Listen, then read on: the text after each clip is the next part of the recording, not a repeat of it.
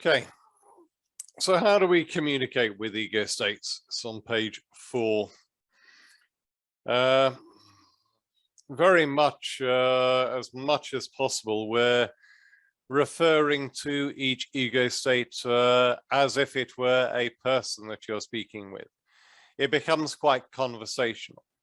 And there are different ways of doing this, I do recognize.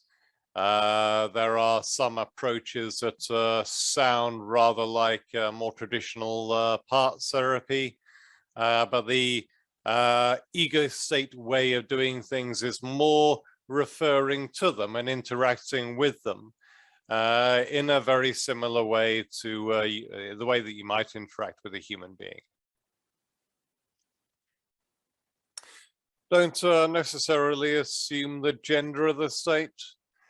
And even in a child, ego state may or may not be male or female. It could be entirely genderless. You simply don't know it. You would simply refer to it by the title that it gives you.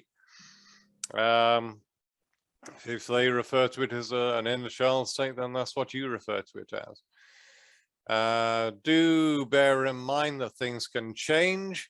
So you're speaking with one state and you don't realize that there's been a switching and it is indicated by virtue of what is being said. And you will sometimes need to check which ego state you're speaking with to make sure that you're still speaking with the ego state that you think you're speaking with. Noting that introjects, for example, are quite good at just butting in and taking over. And it may be that that has taken place. If a new ego state does come into the mix, then do recognize it, say hello to it. Remember, you're speaking with these things as if they're human beings.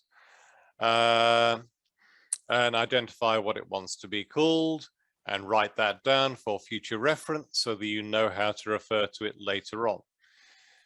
You always speak respectfully to ego states, kindly, courteously. Do bear in mind that you can sometimes be quite assertive, quite authoritarian with them. And for those of us that work in the drugs and alcohol world, I would recommend that you use a relatively strong way of interacting with some of the parts that are responsible for addictive behaviors because they're quite powerful parts. And if you're treating them too permissively, they will tend to take advantage of that. So you can be quite assertive, quite authoritarian when and where you feel it's appropriate.